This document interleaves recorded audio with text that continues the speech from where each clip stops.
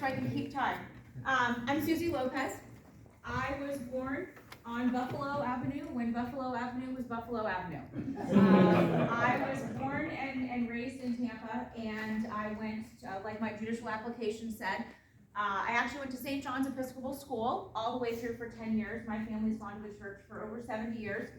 And then I went to Tampa Prep for a year, and then I went to Plant, and I'm a proud Panther. I can still sing all the songs and the alma mater and everything. I then went away to school for college and law school, and I moved home in November of 2002. I was a staff attorney at the 2nd District Court of Appeal in Lakeland, and I was living in South Tampa at the time.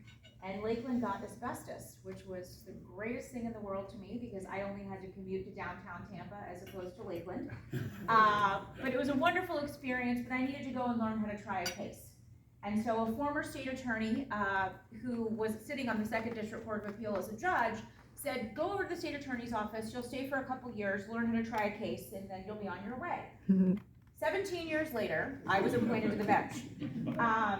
I love being a prosecutor. I've tried everything from murders to DUI to racketeering cases and pretty much everything in between.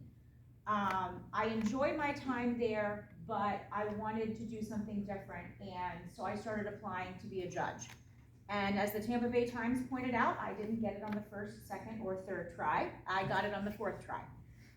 Many of my former colleagues were appointed the first time they applied, but that wasn't me. And I was very grateful to have received a call on December the 2nd of 2021. The call I received was from the Governor's General Counsel, and the number popped up as an Austin, Texas number. And I didn't have the number programmed into my phone, and so I was at the Hillsborough County Bar Association Christmas party, and about, I think there were on the lists to be appointed, there were, I believe, a total of 18 people, and there were 3 spots. And the governor's office sent out an email at about 3:15 that afternoon. So people started getting the, thanks for applying, but sorry, it's not you this time email. And I was in depositions, and I kept checking my phone, and I hadn't gotten that thanks for playing email. And so as the afternoon ticked on, 4 o'clock, 5 o'clock, I still hadn't gotten the email, and all of my friends were talking and crossing off on the list. Well, this person got the email, this person got the email. And so I went to this Christmas party, and by the time I arrived at the Christmas party, there were 5 people who were unaccounted for. I was one of them. And I was a wreck. I was wearing a red shirt, and I was the same color as my shirt, and I was an absolute wreck. And then this Austin, Texas number calls me, and I burst into tears and had to hide in the ladies' room because they don't let you tell anybody. They say the press release is going to go out in an hour, don't tell anyone. Well, here I am with every judge in town, every lawyer in town, and I'm crying. So it was a wonderful night, and it was one that I will absolutely, of course, never ever forget. I left the state attorney's office at the end of 2021, and on January the 3rd of 2005, what would have been my 17th anniversary at the state attorney's office, I became a judge. And I was assigned to the county civil division, and the county civil division is the people's court. It is citizen, very often citizen versus citizen. And many of these citizens had never been in a court of law before, and they were very scared. So it was my job to make them feel comfortable. And judges, of course, call balls and strikes, but when you're dealing with people who aren't attorneys, it can sometimes be a challenge, but it was one that I absolutely loved. And I absolutely loved being a judge. And on July 31st, George has heard this, on July 31st, I drove down to Palm Beach and rescued a bulldog, having no idea that the next day I was gonna get a call from Austin, Texas. And I was sitting on the bench, and I used to take my phone into the courtroom. And I didn't use it, but I used it as a calculator, because growing up, I'm of the generation where people said, you're never gonna be able to walk around with a calculator, so you gotta learn math. Well, I've never really used math because I have a calculator on my phone, but I used to use my calculator on my phone a lot in figuring out rent situations and things like that. So my phone was sitting there, and I thought to myself, Austin, I got a call from Austin, Texas. That was kind of crazy. My life changed. Well, lo and behold, it was the same guy. And he was asking me something a little bit different this time. Instead of saying, would you like to be a judge, he said, the governor's going to suspend the state attorney on Thursday, and he wants to appoint you. And I said, what?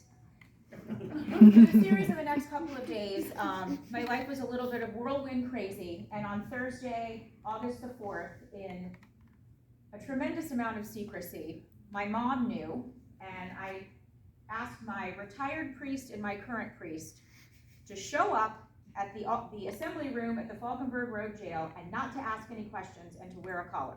And that's a lot of trust, but they did.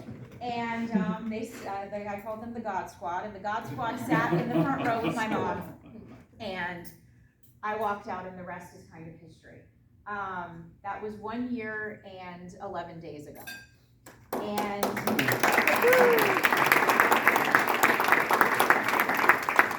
over the past year and 11 days, a lot's changed, but a lot's kind of stayed the same too. The press conference was a little bit of a whirlwind, and there were law enforcement representatives, and of course the governor was there, and it was probably the best kept secret I've ever experienced. I mean, I could hold the secret formula for Coke at this point because nobody knew. The only thing that tipped anybody off was that I had pantyhose on and a suit. And as a judge, you don't, when you're a girl judge especially, you don't have to wear pantyhose and a suit because you wear a robe. So somebody knew that I was dressed up for something, but that was it. And I got back to the office that day, and through a lot of smiles and tears of happiness and nervousness, I went home.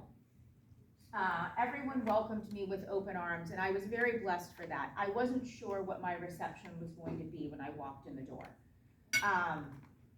Here I was, I'd been gone for 7 months and a day, and there was someone who had been in that office, literally the physical office that I'm in now, for 6 years. 5.5 years. And I think people had some shock that they needed to, I think some of them probably drank it off that night because people were just so, so nervous. But the next day, they walked in the door, and one by one, the senior people who I'd grown up with came in and said, we're really glad you're here. And then by Monday morning, everyone had had time to do, kind of digest a little bit. It was back to business as usual. Nobody ran out the door and screamed and kicked and screamed in protest and left. People said to me, thank you, because I get to be a prosecutor again. And it was this amazing, it was a very emotional first couple of weeks, as you can imagine. But my first priority, because I'd been gone for 7 months, I didn't realize how bad it had gotten, to be quite honest with you. The press conference gave me a pretty big indication about how law enforcement felt about my predecessor. So my first priority was to rebuild our relationships with law enforcement. And I can rebuild a relationship with the sheriff and his command staff by sitting around a conference table in a nice air-conditioned room and having a conversation. But what was most important to me was going out and meeting the midnight deputies who are 25 years old. They're new, they're just beginning their lives and their careers, and they want to go out there and protect and serve. And so the easiest way for me to do that was to go to homicide scenes. And homicide, fortunately or unfortunately, people don't tend to die during the day. And they certainly don't tend to die when it's cool outside, as evidenced by this past week. So there I was at 2 in the morning, standing in parking lots in the first month, standing in parking lots, standing in neighborhoods, in apartment complexes. And I would go and speak to whoever in the command staff was there, but then I would go over and talk to the guy who was keeping the crime scene log, who was going in and who was going out. Tell me your name. How long have you been on? What kind of cases do you have? Been to court lately? And then I would say 3 things that I've now taken with me these past 54 weeks. Tell me what's working, tell me what's not, and tell me what I can do to make something better. And I found that over the course of as my first month went into my second and into my third, I was meeting a lot of people. And what was so important to these law enforcement officers was the fact that I was showing up, and that was it. Sometimes just showing up is such an important thing, and listening and learning. And I had an opportunity to learn from many of these law enforcement officers. Do you feel supported? Did you feel supported? And I found overwhelmingly they did not feel supported. And they're the ones who were going out every day and every night and putting their lives on the line. And they didn't feel supported, and that killed me. So over the course of the last year and a bit, that's been my priority, to restore these relationships with law enforcement for all agencies. I did a little bit of a tour. I went out to the airport. Did you know the airport police is the 3rd largest police agency in Hillsborough County? Who knew? They literally fly under the radar. A lot of things happen at the airport, and they just sort of handle it themselves. Their chief is one of my favorite people, Chief Charlie Vasquez. He was the #2 in Houston and came to work here several years ago. And they do such an amazing job. But no one from my office had set foot in their police department in years. So there I was, and I thought, this place is great. And so one of the things that I reinstituted that my predecessor 2 state attorneys ago had done was to have an intake attorney, the attorneys who make the filing decisions, be assigned to every police agency, every law enforcement agency in the county. And nobody really wanted to go to the airport, and I said, why? You've got good parking, and you can eat anything you want to in any concourse. And so they realized, this is a pretty good gig. And I went out to Plant City, and nobody who had my title had been out to the Plant City Police Department in a really long time. And Chief Jim Bradford is an incredible police chief. He does an absolutely amazing job, and yet nobody had been out there. So there I showed up. And I went to all the districts with HCSO and all the districts with TPD, and of course we have the Temple Terrace Police Department, and Chief Albano, he does an amazing job. He has a beautiful city hall. I was out there a couple of months ago, and I sit on a couple of boards that he sits on. But I wanted to go out and introduce myself, and let them get to know me and my team. So those relationships have really improved and have gotten very strong, and the office is really proud of that. Somebody else mentioned victims. Victims of crime are my other main priority. And today I met with, and I hate that this is the statistic, I met with my 40th family today. Prior to my coming into office, and in my first couple of days in office, I would see this pile of papers growing on my desk. And it was a single-spaced Arial font letter that said, "Dear Susie Lopez, I'm sorry for the death of your blank." And that is how Hillsborough County's top cop, that's actually what the state attorney is Hillsborough County's top, that's how Hillsborough County's top cop addressed the victims of a homicide, the next of kin. And I thought, how impersonal is that? I mean, I don't like Arial font. I don't like single space. There were just so many things, and it was just this cold letter. And I thought, we're better than this, because we're gonna be going in, my team and I are gonna be going in fighting for justice for that family. So I started meeting with victims' families, with next of kin. And today I met with my 40th family. It was over the phone, and very often I sit at a table. We try and do them in person, but today this family lived down in Delray, so they weren't able to make it up, and they were older, so we did it over the phone. Zoom was not really their thing. But so often I sit across a table and I look at a mom who's oftentimes a good bit younger than I am, who's lost a son as a result of gun violence. And gun violence is something that is plaguing our society right now because it's kids and guns. Very, very, very rarely do we have a homicide case where someone who is allowed to have a gun kills somebody. Very often it's someone who's not allowed to have a gun legally. Usually if they're a convicted felon, always if you're a convicted felon, you're not allowed to have a gun. But that's very often the case, is felons who have guns. They're not supposed to have them kill people. And we have kids killing kids.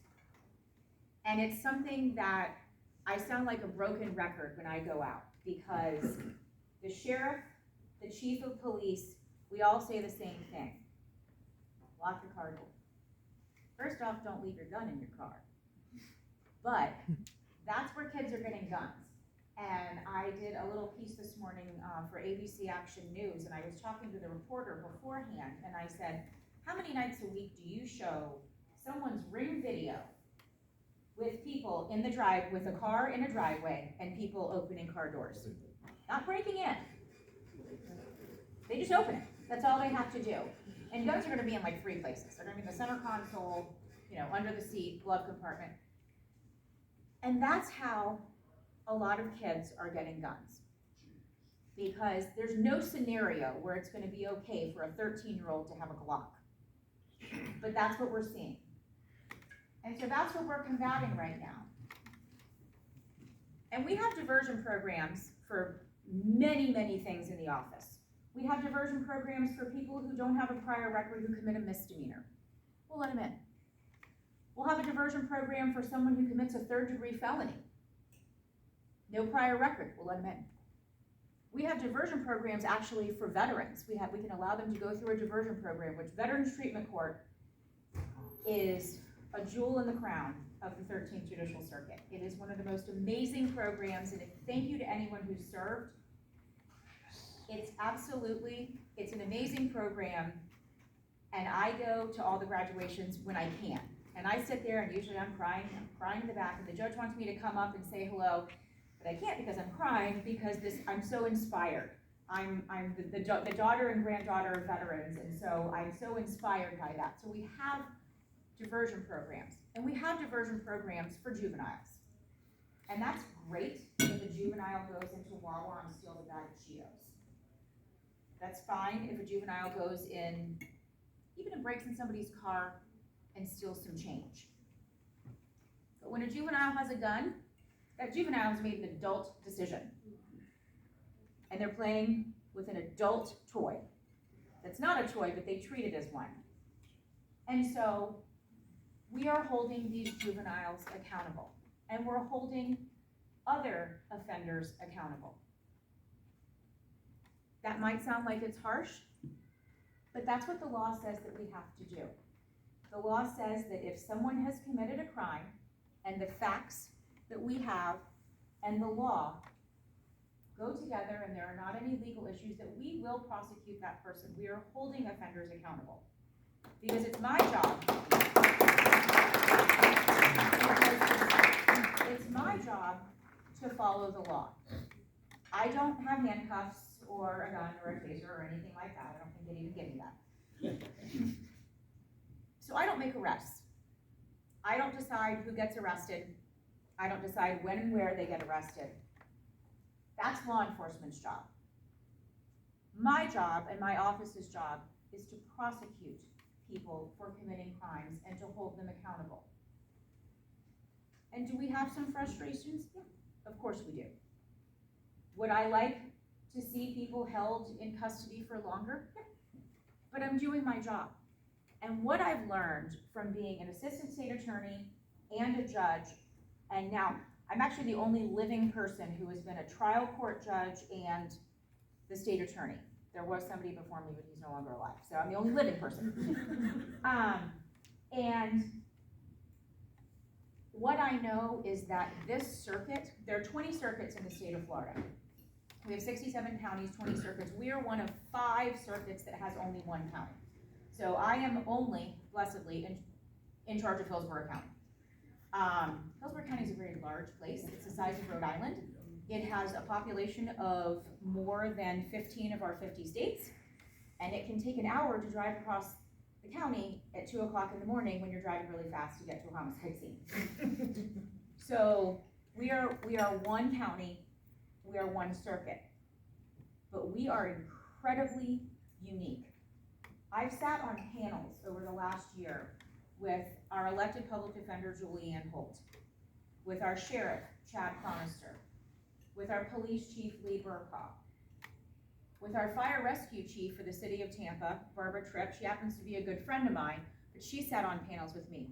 With our chief judge, or with a judge from the criminal, representing the criminal bench.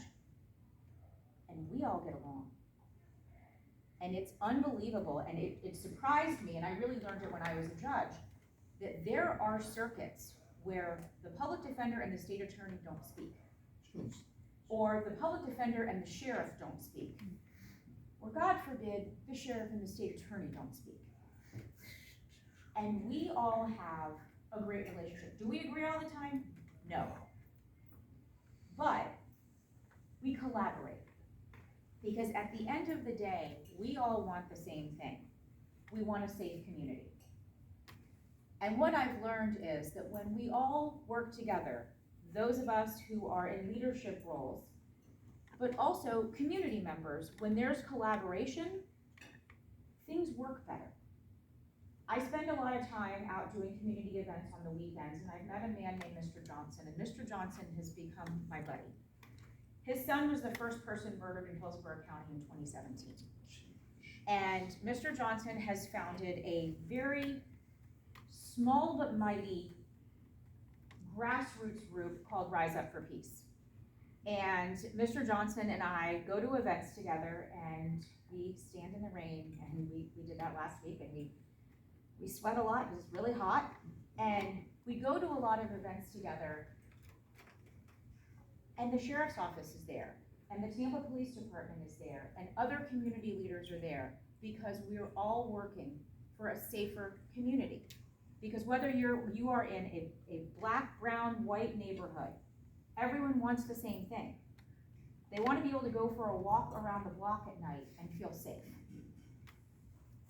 But we have to hold people accountable who break that peace. And so that's what we're all working to do. It's challenging. There are challenges everywhere we turn. But it's working together and holding people accountable. We don't want to throw people in prison and lock away the key. We still have diversion programs. But when it's appropriate, when the punishment fits the crime, when it's appropriate, that's what we do. And we stand up for people who have been victimized. Because people want to know that, and I always use George because I know his name, if George's house is broken into, he wants to know that someone's going to be held accountable for that. And that that person's not going to get a slap on the wrist. And if that person's under the age of 18, he's not going to get away with it because of his age. Because you don't get a free pass. There's a very common misconception that if you are a juvenile, if you're under the age of 18, you do your 21 days at W.T. Edwards, and then you just go on your merry way. Well, no, because we're holding you accountable. So as a result of holding people accountable, how we do is I meet with law enforcement every week. I go to the Tampa Police Department every Tuesday. I didn't go today because the meeting was canceled, but I go every Tuesday. I meet with the sheriff's office once a week. These are things that hadn't been done before. But I attend these meetings and we learn about crime trends and we learn about prolific offenders. And if I know your name and you're 16 years old, things are not good for you. Because there are names that I hear over and over and over again. And we have a 13-year-old right now who's charged with an attempted first-degree murder. We have a 14-year-old who's charged with a manslaughter. Shot his friend, who was 12. Both of those crimes involved guns. We're holding them accountable. And we're there to support the victims. We're there to support the families because that is what we do. This job and saying yes, which I didn't say yes immediately. I think a lot of people, if they had gotten that call from Austin, Texas, would have said, oh yeah. I said, okay, let me think. And it involved a trip to Tallahassee, and it involved a lot of thinking and praying, and I didn't really talk to anybody. It's been the biggest honor of my life and my career. And if you had told me 16 months ago, when I was the happiest little judge you've ever seen, that I'd be standing here in Temple Terrace tonight talking to you as the state attorney, I would have said you were crazy. But sometimes, I believe that the Lord sends you places that you might not always expect. And sometimes there's a little bit of questioning, because because I done a lot of questioning of him in the last year. Is this really what I need to be doing? And then when I need to be reassured, because sometimes it happens, I think it happens with everybody. I'll see at 2 in the morning that 25-year-old deputy at a crime scene, and he'll say, "Ma'am, thanks for doing what you're doing." And I get a little teary when I say that, and I look at him and I say, "No, sir, thank you for what you're doing." Because when we all work together, we collaborate, we hold people accountable, and we follow the law. There's actually conveniently a whole set of books that tell us what to do. They're called statutes. And sometimes I don't really agree with what's in the statute, but it's there. So that's what I have to do. And sometimes I think the statute really should say this, because this person could be punished more. No. It's there. Because the law is what the law says it is. So that's what it is in the other good book. And so that's what we have to follow. And if we do that, and if we work together, we will have a safer community. And what I say to Mr. Johnson when we go places to get together and talk is, until the number is 0, we will keep fighting. Until the number of people killed by guns senselessly is 0, we will keep fighting. And we will keep standing outside in the rain. And we will keep sweating. And the other day I scooped a lot of macaroni salad at an event. That was my job. I was the scooper of macaroni salad in a buffet line. I'll scoop macaroni salad till the cows come home, until we can get to a place where the number for gun violence is 0, and that we're holding people accountable, and we're cleaning up our community. I am happy to answer any questions that you may have. You may or may not have heard. I'm running to keep my job. I was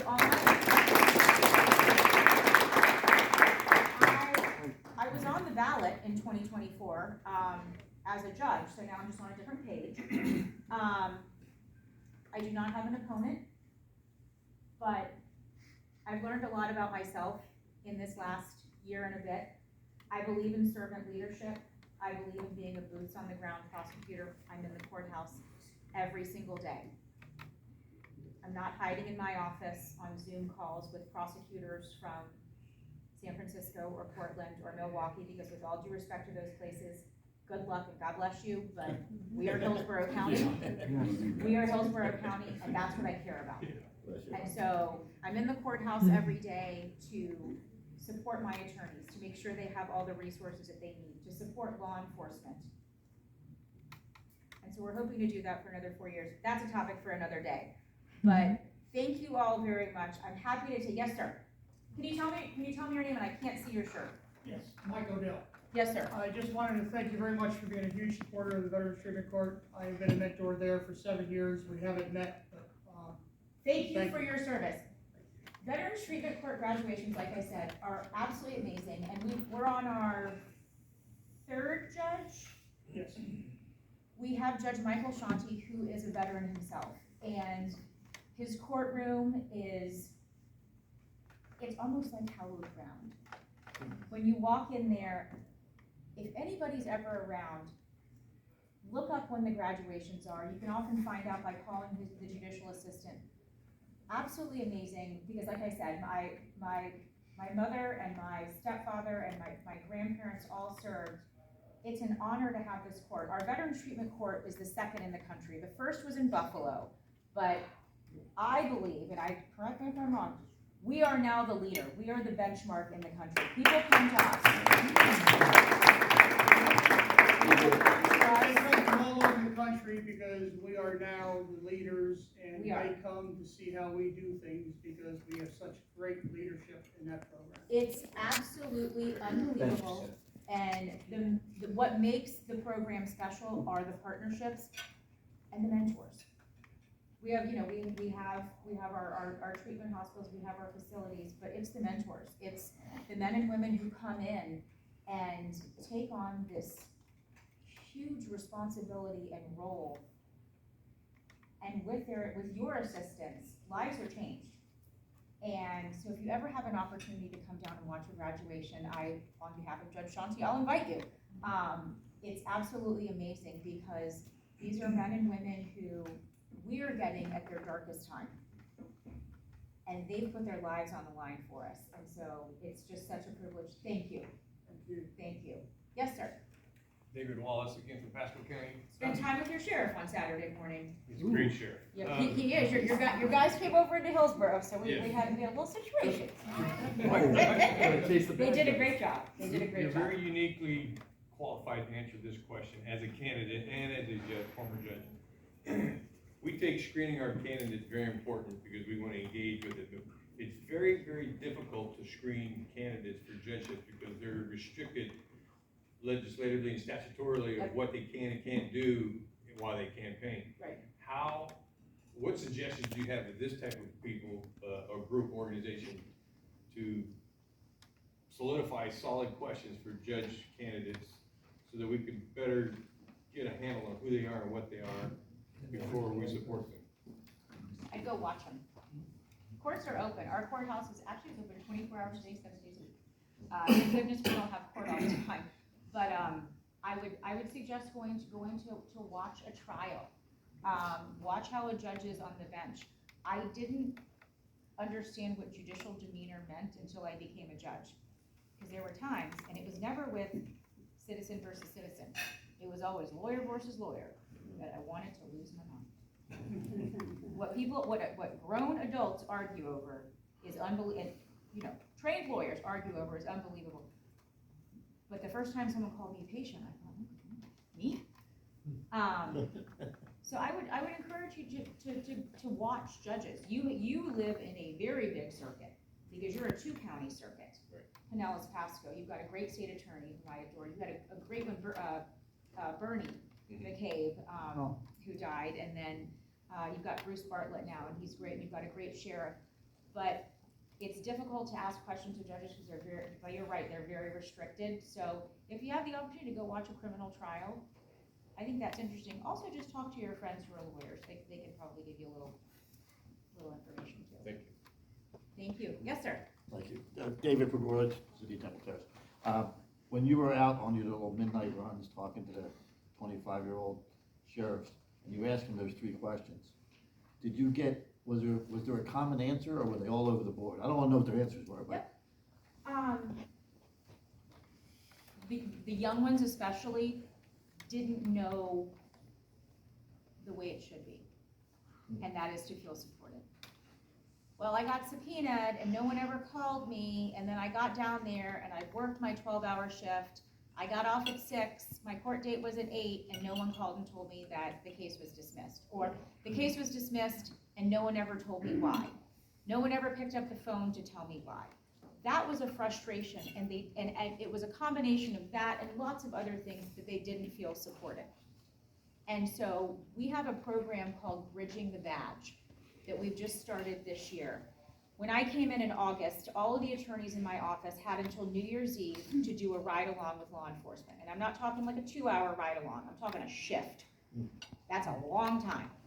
And they have to do a shift because I wanted the attorneys in my office to know what went into an arrest for petty theft at Walmart. Because when you're a lawyer in court and you got 100 cases in the box in front of you, a petty theft at Walmart might not seem like a big deal, but it's a big deal to Walmart. It's a big deal to the loss prevention officer, and it's a big deal to that officer who made the arrest. And so they went out and did a shift, and they really got a good indication of what it takes to be a cop. There were, thank God it didn't happen with us, but there was a candidate for city council or something who did a ride along with TPD and witnessed a homicide. Thank God that didn't happen with any of us, but I mean, you can have anything from a petty theft to a shootout.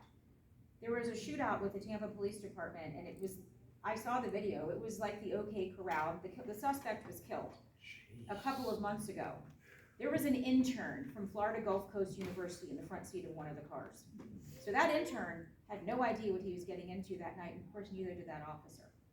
It happened to have been on the 13th anniversary of Officers Curtis and Kokap being killed. So as we stood out there at 3:30 in the morning, I had a physical reaction to seeing the car because there was a bullet right here, and then the hood was messed up, and this is where the officer was standing. So they just need to feel supported. Now that all the ride-alongs are done, We're doing dining with deputies, or breakfast with badges, or pizza with the police. We're taking food out to these law enforcement officers at their district to sit down, have a meal with them. I've got a good hookup for pizza, thank goodness, so he gives me a good deal. And we go out there and we sit down and we have pizza and salad with them, and we talk, and they ask questions. Tell us about new laws, tell us about, well, why do you think this happened in this case? We'll look it up for you. And so we do that. And now, starting in the next couple of weeks, we're inviting those officers to come spend some time with us. About a 2 or 3 hour time chunk is probably all we're gonna ask of them. But come see us on a really busy day, a pretrial conference day. Come watch us argue motions. Because if they're gonna get frustrated with us, they need to know we want them to see how we work and what we do and what we have to deal with. The good, the bad, and the ugly. And so that is something that we are doing to really bridge the badge, because we're all on the same team. We all want the same thing, which is public safety. And so now when I ask those questions, I'm getting a lot more positive responses of, y'all are doing a great job. I don't have anything to complain about. Thank you for what you're doing. We've been doing coffee with a cop for years. Yeah. Yeah, and y'all do it, I think at the McDonald's across from King is where I've seen it advertised. It rotates. Yeah. We go there, we do it, Dunkin' Donut, we do nothing, but And Cops and Donuts, that's good. that's the irony of it. It is, but And by the way, if there's enough petty crime in Walmart closes the doors. Well, and that's the thing, is it's just a petty theft from Walmart. Well, it's a big deal for the cop, it's a big deal for the LPO, the loss prevention officer. It's a big deal for Walmart, I don't want to pay any more at Walmart or Publix or wherever, Well, because have if to drive people steal, it drives the prices up. And it's a crime. It might not be considered a big deal, but it's a big deal because it's the law. And so if Walmart chooses to prosecute, we're there and we're following the laws. Ladies first. Absolutely. Can I bring up the issue of mental health? Within your office, now I know that I'm not talking about alcohol or drugs, Right. although it may come into play. Right. How much time do you spend dealing with people who really belong to be in either like in an institution or community health that we don't really have? I mean, what is the percentage, do you think? I don't know the percentage, but I will tell you, we have a mental health court, and we have an adult mental health court and a juvenile mental health court. And in fact, we're doing a training at my office next month, and we've opened it up to the entire Hillsborough County Bar, whether it's criminal defense attorneys, prosecutors, or bankruptcy lawyers. Any lawyer who wants to come, they can get an hour of continuing legal education credit to come and learn about our court. Because so often, when we have repeat offenders or even first-time offenders, it doesn't matter whether it's a drug charge or a theft charge. Very often, there's a mental health component. And so we have people who are able to go into what we call post-adjudicatory, which means they've already been put on supervision, and then they go to mental health court and they have treatment, or they can go into a diversion program. Funding is a problem. I think I have to go sing for my supper with the public defender in a couple of weeks to ask for some money to keep our mental health courts going. They're so incredibly important because very often we have people who are either incompetent to proceed, or they have, they're just off their meds. And very often that medication compliance is difficult. Starting in the first 6 months of this year, every attorney in my office had to do a mandatory tour of Grace Point. Grace Point is such a great community partner for us. And people didn't realize in my office that Grace Point has 7 buildings, and they have a $33.5 million budget, and they do such amazing, amazing work with stabilization and continuing therapies. And so I wanted the attorneys in my office to learn about that, because mental health is very important, and so many of our cases have mental health components. Yes, sir. Yes, is Dr. Terry Rowasia still in your department? Now, who is that? Dr. Terry Rowasia. I don't know that She was name. my law professor at Kaiser University for 4 years. Okay. I don't know her name. She is amazing. She's right out of Tampa. Okay. And she was at the state attorney's office? Yep. Yes, ma'am. I don't know her. I understand all these legal memorandums and doing them, but preparing motions, and I tell you, until it was coming out of my ears. Yep, yep. Quite well. Yes, sir. Mike Cartwright again, and again, I thank you. I told you it'd be softballs and hardballs, so I wanna make sure that you guys are free to ask those questions. I'm gonna try and get one of those hardballs in here. I'm gonna bring up the topic of illegal immigration. I wanna make sure that, thank you, I wanna make sure you get a chance to respond to it. I'm gonna phrase this as a question, I'll preface it right now so that you get the idea.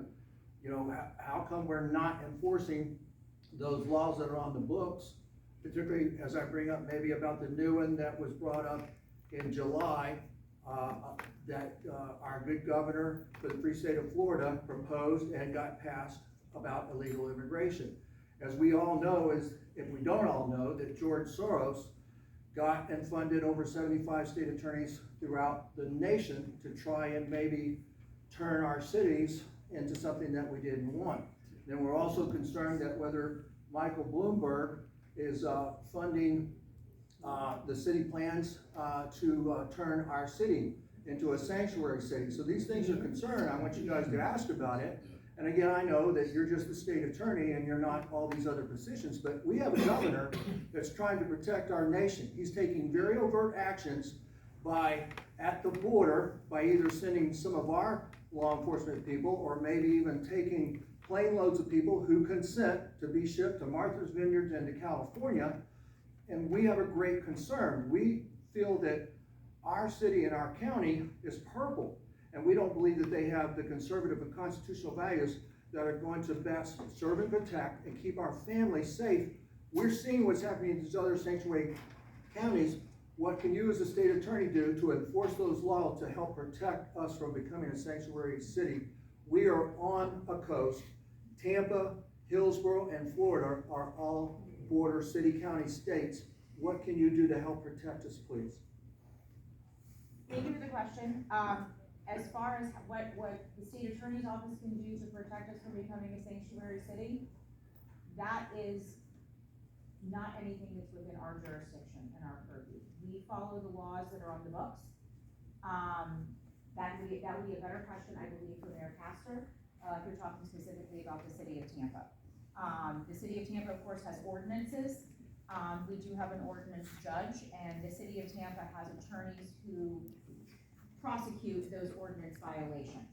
But as far as what can this office, my office, do to prevent the city from becoming a sanctuary city, that's not within our role. We are at Hillsborough County, not specifically the city of Tampa, and so that would be a question to ask Mayor Castor. And I know that's probably not the answer that you wanted to hear, but that's where we are. If these ordinances, if they're trying to make this a sanctuary city, technically, aren't they not violating any of the statutes already on the books?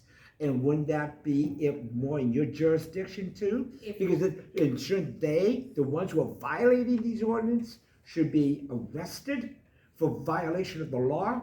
And this is called sedition. When you violate any type of constitution or U.S.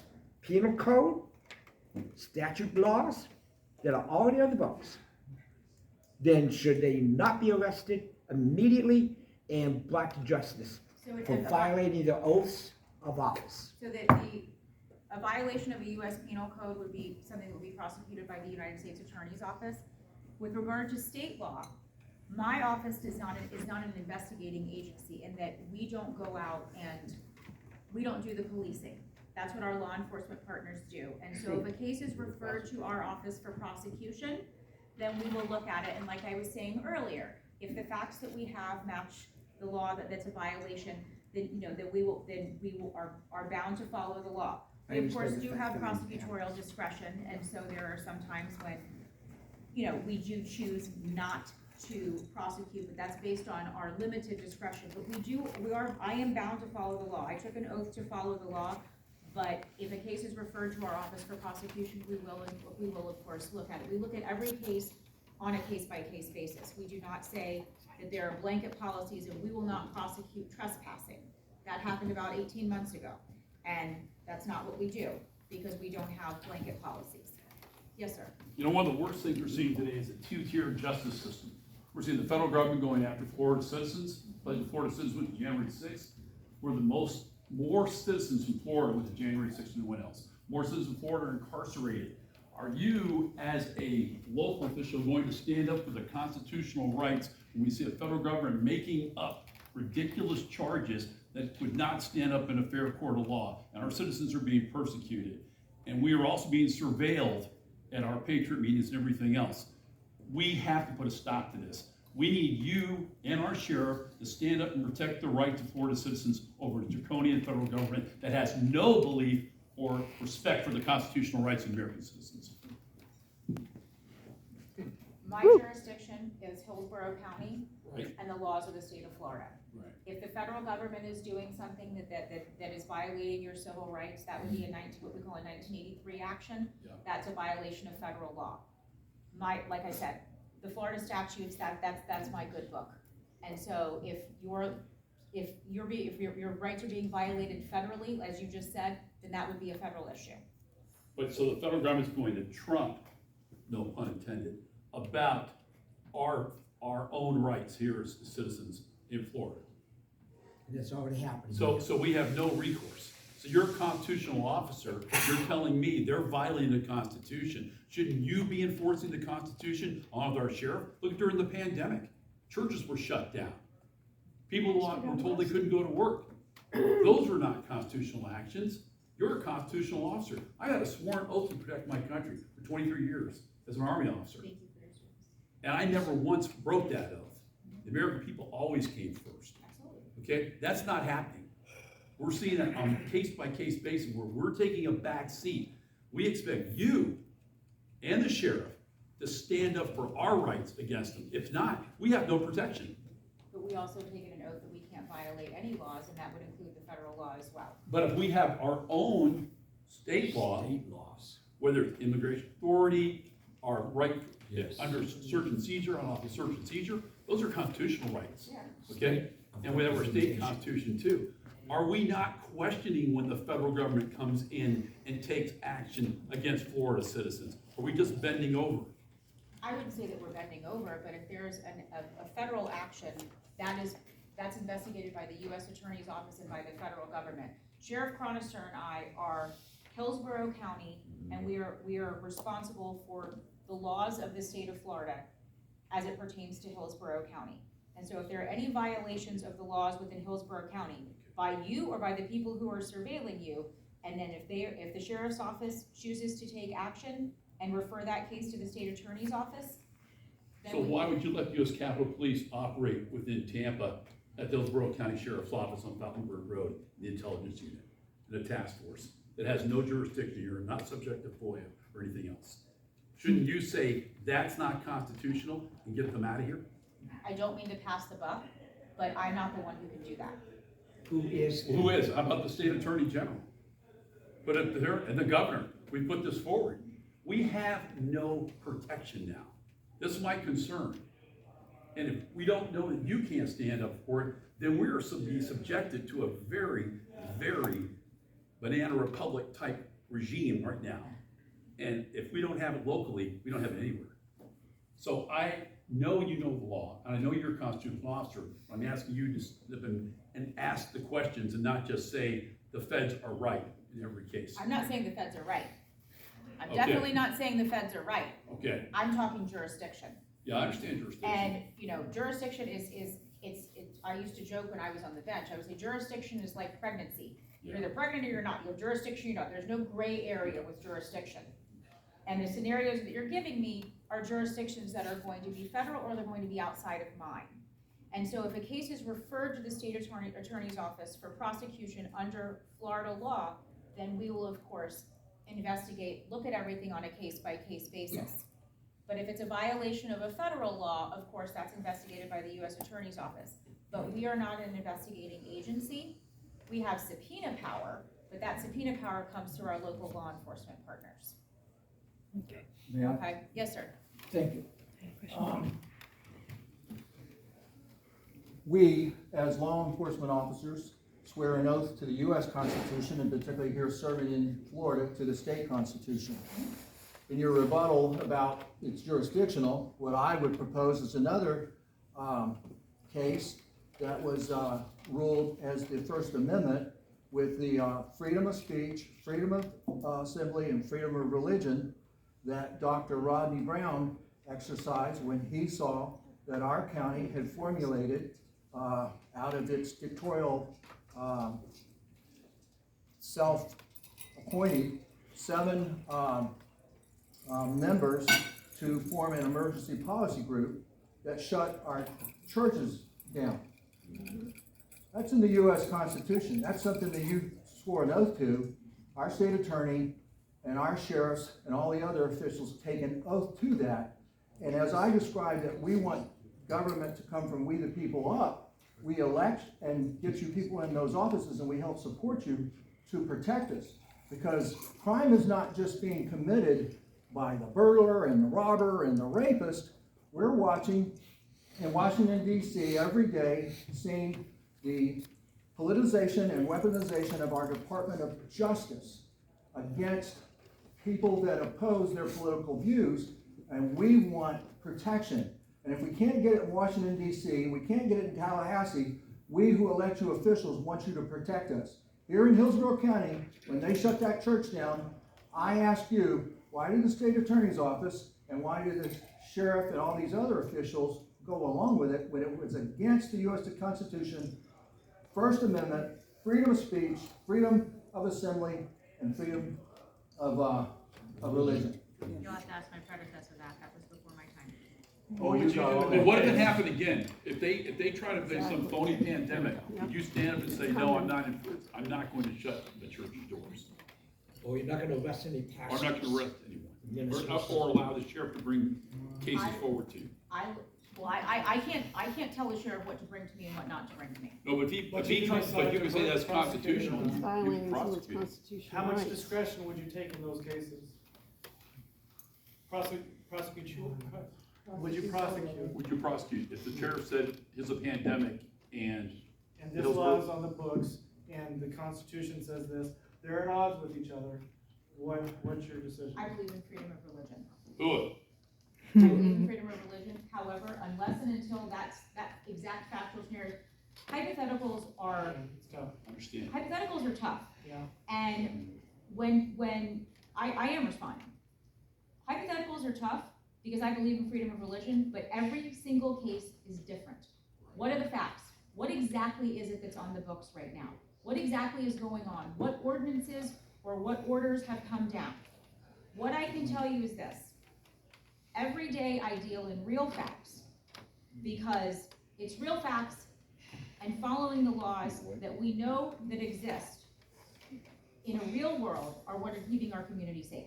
Fair enough, but those were real examples that he just brought up, and we had the And I same thing. can't answer. I can't answer for my predecessor. But we know what those facts were, and we know the real situation, so what would you do in that real situation with those real facts? I wouldn't have arrested him. Good. That's what we need. Thank In a hypothetical situation, because that's what I was pretty, I used the word hypothetical. Sure, sure. I can't deal in hypotheticals because I have to deal in what the real facts are. And, because I'll tell you, most of the time, the truth is stranger than fiction. And the truth is a heck of a lot stranger than a hypothetical. So we just don't know. But that's what happened before. I believe it was undone to the extent that something can be undone. But that was not a decision that I made. Yeah, but a lot of us believe it'll happen again. Yeah, it will. Yes, sir. This is a prime example of why I asked my question earlier, because by law, you're restricted on how you can reply. You cannot give an answer how you will address the situation if it comes before your court. So this type of question is what we want to know. How do we get to the root of the answers? You can't ask that of a judge. No, and which Which you get. Yeah, you I get that. agree, but my point is if that's a question we want answered by one of the candidates that we may or may not want to support, Yeah. who may be in a position of authority to address this specific instance, pose that type of question so that a candidate can answer it legally without jeopardizing their own political life? Good question, and I don't know the answer to it. Okay. And that's, and that's I'm what I sorry, I'm sorry. appreciate the honesty. Yes, ma'am. Can I take a whack at it? I want to ask a question. I want to see if it's one that you can answer. So Chris Ann Hall, she's one of the local, I suppose you could say, educators about constitutional issues and what it means to be a constitutional officer. She's really great. I highly recommend meeting her. It's a good day whenever you do. And what she would say is that constitutionally speaking, all of us have protections based on the Bill of Rights that come from the federal level. And then anything that the federal level, They come from God, they're granted by God. that too, yeah. Ratified them. The But- federal government didn't give us anything. But also specifically, okay, so basically those are cataloged in there, and then any powers that are not specifically given to the federal government by the states are kept by the states, and then any power that is not specifically given to the states passed down to the local level and all that kind of stuff. So then if the local level then has made legislation that is contrary to legislation that is then passed by the states or then passed by the federal level, at that point the one who actually has the highest authority in that situation is the local level, not the state and not the federal level. And so my question is, does that make sense to you? That's my first question, then we'll move from there. It's an interesting first-year con law question. Great question. Yeah, it's a good question. Can you give me the example that I feel like you're getting at something. Can you kind of give me the example of what you're? Okay, so the example might be then that from the Bill of Rights, so we have these churches and all that kind of stuff. So I'll try to make an example, but I'm kind of doing this off the top of my head, so I might not do the perfect job. Okay, so the federal government has decided that it's going to uphold the right of people to free assemble, and so that means that at all levels, all the states have agreed that that's something that you can't actually contradict or whatever. So any federal law that comes after that in contradiction to that higher law, is null and void. And then so honestly, you don't even get to the local level and all that kind of stuff. But suppose for instance that in that particular case, in the case of the church, nobody actually has the right to shut down the assembly of the church at all. And so it would be well within the rights of the state attorney's office to say we will not prosecute, because constitutionally speaking, based on the Constitution of the United States, that's not something that we can prosecute, because constitutionally speaking, that's a right that people have. And so for instance, if the sheriff arrests the person and then it goes to trial and then it comes to you, which I don't think it did, because I think that things kind of they came to a different agreement on the side and all that kind of stuff. But supposing that it did, and then it comes to trial, and then it's your decision to prosecute at that point, as a constitutional officer, it would at that point be your responsibility to not prosecute, because the Constitution of the United States